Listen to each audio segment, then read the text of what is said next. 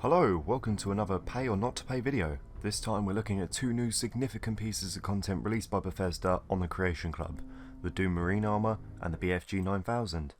There were two more pieces of content released alongside these Doom mods, but since they were only power armour paint jobs, I decided not to include them. My aim is here to make a showcase video of all the paint jobs when there's a better collection of them. However, if you would like to see some of these paint jobs now, then please let me know in the comments.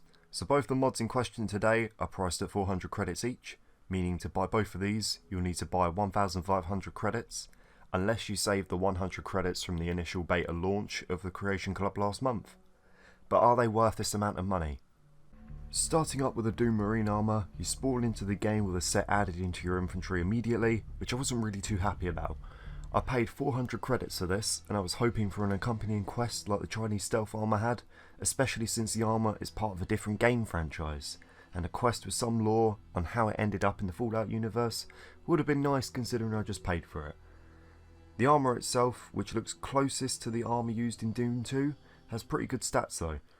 Whilst wearing both the suit and the helmet you gain 105 ballistic damage resistance, which is higher than a full set of heavy combat armour. And the energy resistance gained is 165, which is considerably higher than a full set of heavy leather armour. The suit also has 1000 grav resistance, which is on par with a hazmat suit.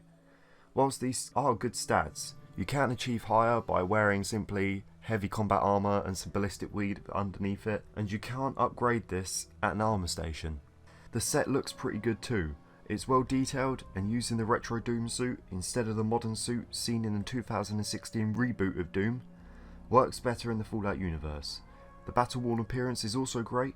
The slash in the chest piece could have been caused by a demon or a deathclaw, you don't really know.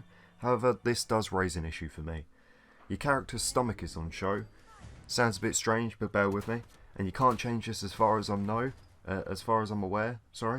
And in my personal opinion, I feel that this is because the mod was more intended for a female character.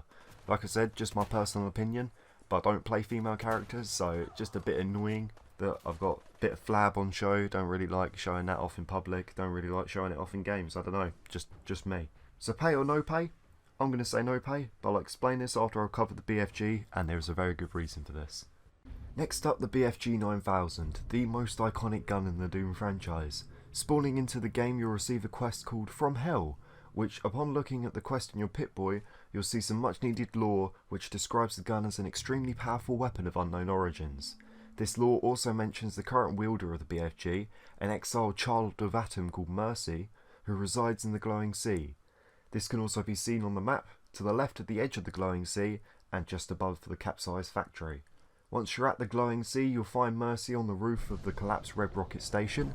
He'll be fighting some local wildlife, usually a rad scorpion. Very quick tip on this part is that Mercy does get knocked down when fighting, so don't assume that he's dead straight away, or he might kill you. I mean, it is the BFG after all. Having said that, Mercy is very easy to kill, and upon killing him and picking up the weapon, you complete the quest and get a bit of XP as well. So the weapon's base damage is 90 ballistic and 250 energy, and this is increased with each rank of the Big Guns perk.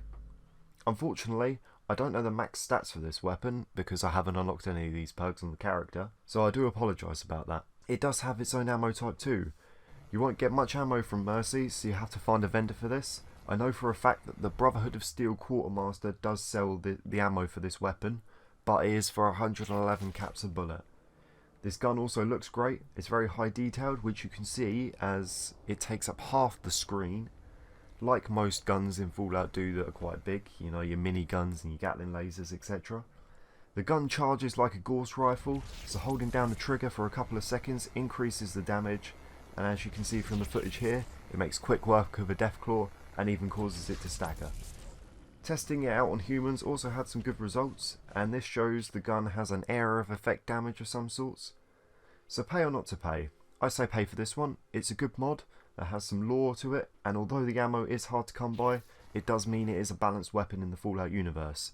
However, my discrepancy is that 800 credits for both of these is a little bit overpriced. And I would have thought 600 for both of them as a bundle would have been a hell of a lot of a better deal. Honestly, I think this is what Bethesda were planning all along. I mean, the BFG 9000 does it has an associated quest, it has lore, it has someone that you have to kill to get it. Whereas in comparison, the armor has absolutely nothing. It has no lore behind it, no quest. It just seems like they, at the last second, thought, you know what, we're going to make more money by splitting these, which I feel is a bit unfair. So thank you very much for watching. Let me know what you think of these in the comments. And another thank you for all the views and feedback on my previous Creation Club videos. I really appreciate it, and it feels great knowing that I'm making useful content for you guys. Also like to say that isn't part of the script here is I am extremely sorry this video took so long. I've been doing a very different way of recording and editing these things, and I've been using Audacity and all of that instead of just using everything straight from the Elgato. You probably don't give a shit about that, but I do want to apologise because it has taken me an extra 2 weeks to get this video out because I've work and all that such like. So thank you very much, take care, bye bye.